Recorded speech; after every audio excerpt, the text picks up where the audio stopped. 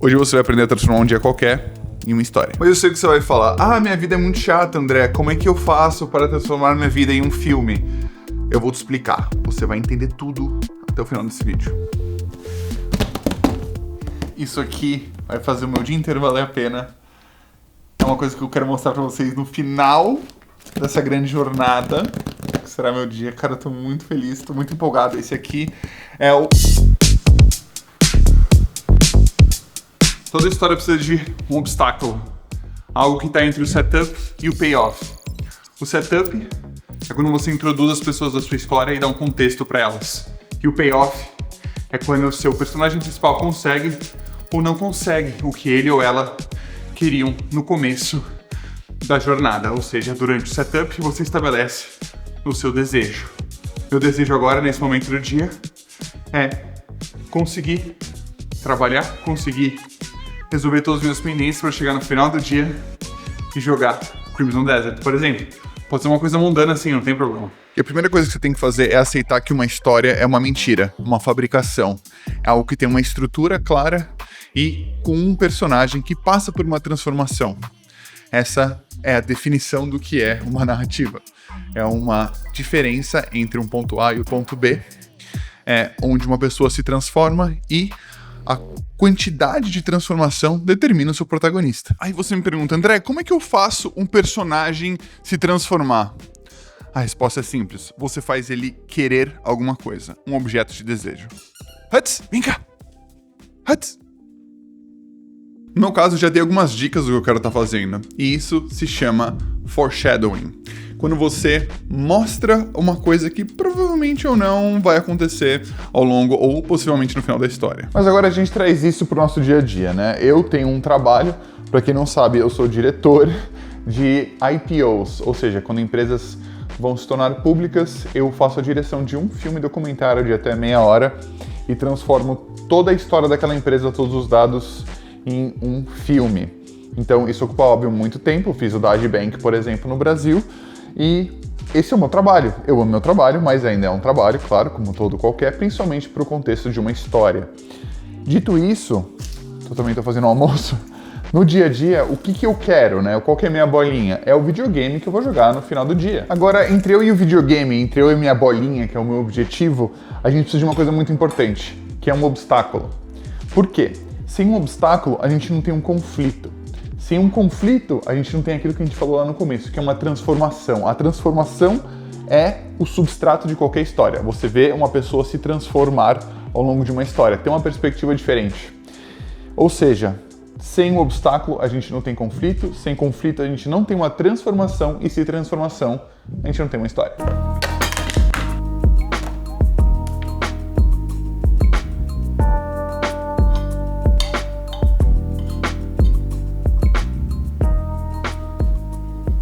Agora, toda essa teoria é importante, mas como funciona na prática? Bom, vamos voltar para o meu exemplo.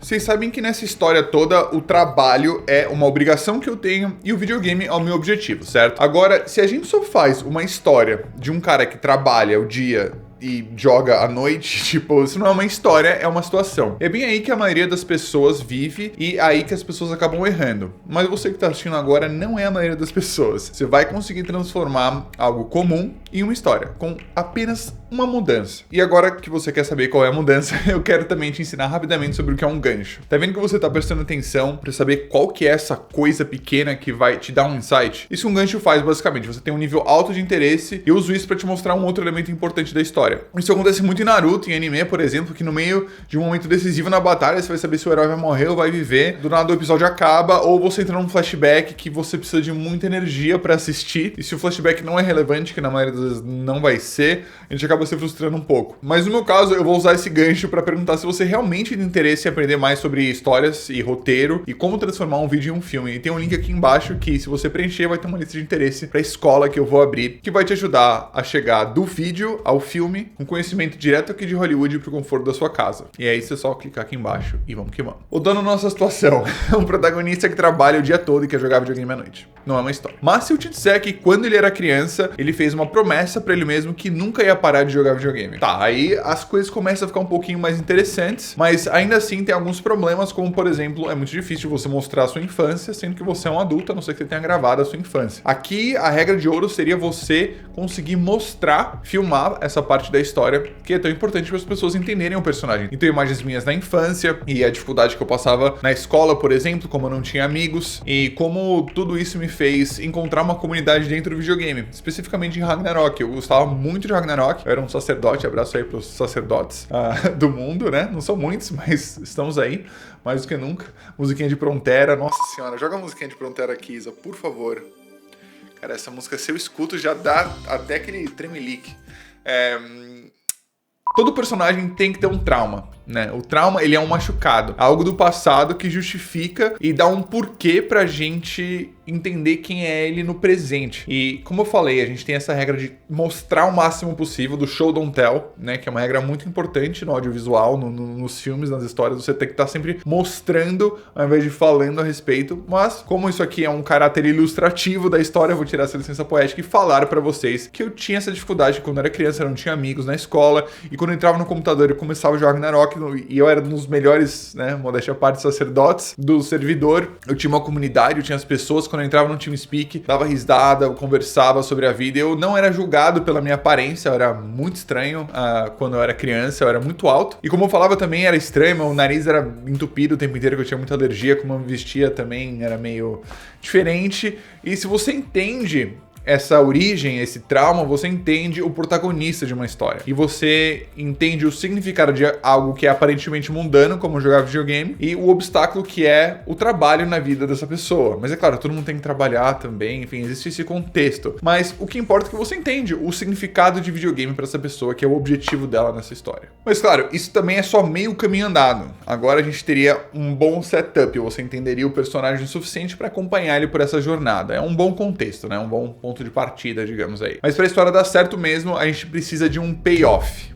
O payoff é quando a gente sente que ganha uma nova forma de enxergar a vida, essa situação específica, o mundo. É sobre construir uma expectativa, tipo, ele vai conseguir jogar videogame no final da história, legal, tipo, é só um dia na vida dele. Mas aí que tá, a gente mostra pra audiência que tem uma camada a mais nisso tudo que ela talvez não estivesse esperando. Mas antes de revelar o final dessa história, eu quero muito fazer um unboxing dessa belezinha aqui que eu estou esperando a semana inteira. Hoje é sexta-feira e a gente tá falando sobre videogame, o quão importante videogame é pra mim. Queria muito saber de você. Se inscreva no canal também, se não tá inscrito, já dê aquele like se você gosta de jogar videogame, porque isso aqui é um instrumento perfeito pra gente ir do videogame pro trabalho, do trabalho pro videogame. E a gente vai ver um pouco mais do que tem nessa belíssima caixa aqui. Vamos lá. Cara, esse teclado vai lançar agora. Tá aqui na tela a data para vocês que quiserem entrar logo no lançamento dele. Mano, olha esse case do teclado. Que irado, velho. E se essa não é uma grande analogia, né, senhoras e senhores, para um personagem, né? A gente no começo só vê quem ele é por fora. E até o final a gente consegue enxergar quem ele é por dentro. Olha aí. E ao longo... Nossa. É cremoso, velho. Esse é o teclado mais bonito que eu já vi na minha vida. Eu não tô exagerando. Olha isso. Caraca, velho. Se vocês pudessem sentir o peso disso aqui. O peso dessa belezura. Olha isso. Ele é montado em uma estrutura de alumínio. Meu Deus do céu, eu quero conectar no computador. Vamos lá.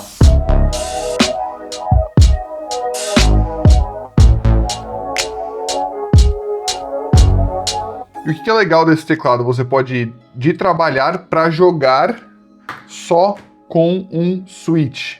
Ele é um teclado híbrido, mecânico e magnético ao mesmo tempo, tá? Então é um conceito diferente que eles estão trazendo e...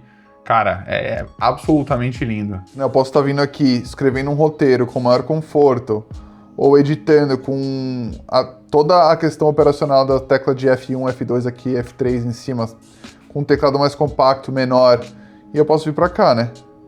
Ao mesmo tempo já jogar com todo o conforto e performance que eu teria se eu tivesse num teclado totalmente mecânico, só que é um teclado magnético também. Então eu não tenho esse delay. E agora eu vou fazer a segunda parte do meu trabalho, né? Eu trabalho majoritariamente dirigindo esses roadshows, né? Esses vídeos de IPOs de empresas.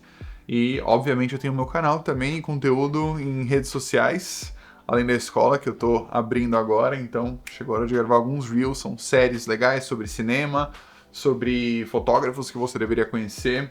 E eu gravo eles em conteúdo de curta duração, né? Shorts, Reels, TikToks, etc. Eu amo fazer conteúdo Shorts e Reels, etc, etc. Não amo, eu prefiro fazer o que eu tô fazendo aqui com vocês, porque eu sinto que eu tenho um diálogo, que eu consigo elaborar uma ideia ou ensinar algo e aprender algo nos comentários também.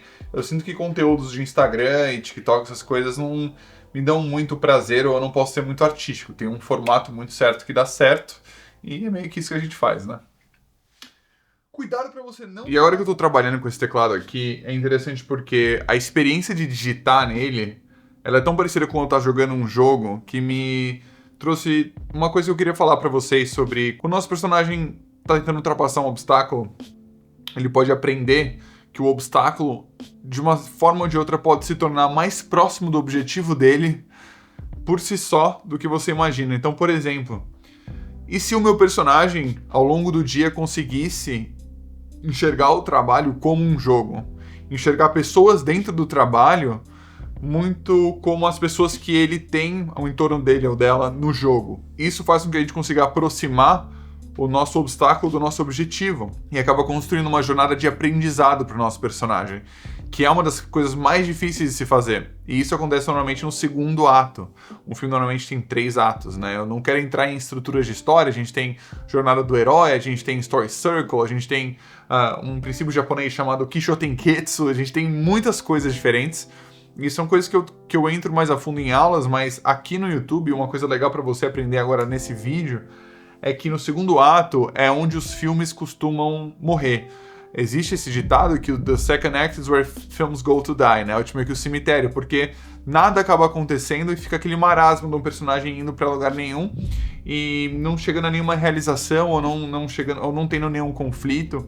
Então, eu acho que nesse exemplo dessa historinha que a gente está construindo ao longo do dia hoje, se esse protagonista, né, no caso eu, digamos, consegue encontrar uma comunidade dentro do trabalho, consegue aproximar a experiência do jogo, do trabalho de alguma forma, ou gamificando, ou enfim, enxergando essa questão da comunidade, que eu diria que é o mais importante para ele no videogame, eu acho que a gente consegue ter um momento de aprendizado, e esses momentos de aprendizado são muito importantes para o nosso personagem, porque não só coloca o nosso personagem numa transformação, que é essencial para a história, mas também, de repente, pode mostrar para a audiência uma perspectiva diferente sobre a própria vida dela. Existe alguma forma de tornar esse personagem, esse protagonista, imediatamente identificável? A gente consegue gerar uma identificação muito rápida? É relativamente fácil.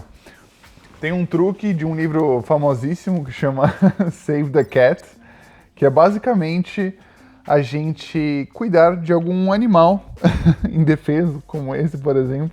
Vocês podem ver, eu quero que vocês analisem a quantidade de vezes que vocês vão ver protagonistas alimentando algum animal no começo do filme, ou cuidando, ou tendo um cachorro, ou um gato, e usando esse animal como uma ferramenta de identificação com a audiência. Então, é de um livro bem famoso chamado Save the Cat, né, que meio que usa essa teoria e muitas outras para descrever como você pode contar uma história.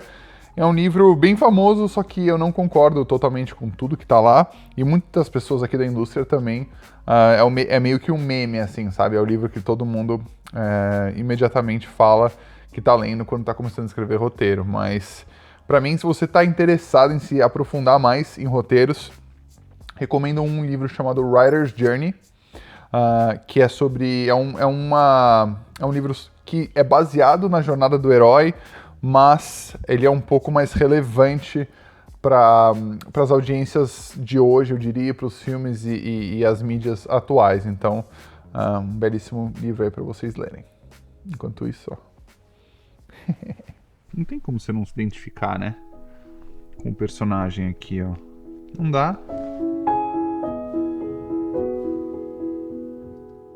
O interessante do final é quando a gente quebra essa ordem que a gente estabelece, essas regras que a gente estabelece e introduz uma nova perspectiva. Eu acho que nessa cena específica, quando eu tô sentado com a Ana no sofá, mostra um pouco de como o que eu buscava no videogame eram pessoas, era uma comunidade, era sentir que eu pertencia em algum lugar. E eu estar ao lado dela, os dois fazendo isso, já fica subentendido que a gente, quando tá um do lado do outro, pertence àquele lugar, independentemente de estar jogando videogame ou estar no mundo físico, digamos. Eu acho que a gente consegue sentir que a gente tem um ao outro. E é interessante porque isso revela um ponto de vista diferente e inesperado, né? Porque a gente tá com essa expectativa de que eu vá me encontrar ou vá me sentir pertencente a uma comunidade dentro desse mundo virtual, mas aí é no mundo físico que eu encontro alguém que pode dividir isso comigo no final. Então, eu acho que isso é uma forma de concluir uma narrativa que mostra essa perspectiva diferente e é daí que as pessoas extraem um valor. Vocês curtiram esse vídeo? Posso fazer um desse também focado em direção de fotografia, um desse focado em diferentes aspectos, pra gente fazer uma forma didática de aprender a contar uma história de uma forma holística, com todos os aspectos do audiovisual. É muito o que eu quero fazer na minha escola. Eu quero ensinar vocês a irem de um vídeo a um filme, e isso obviamente que demanda de muitas áreas, né? Como, claro, direção de fotografia, roteiro, figurino, direção de arte, por aí vai. Algumas das coisas a gente consegue fazer num daily vlog como esse, outras não. Mas aí que é o legal dessa escola, que ela vai te ensinar, não importa a partir do nível que você tá, a sempre acrescentando peças no seu arsenal e você se tornar cada vez mais perto aí de um diretor. E assim vamos, né, senhoras e senhores? Democratizando o acesso do cinema pro brasileiro é um dos meus principais objetivos e pra cima deles. Espero que tenham curtido e vejo vocês no próximo vídeo.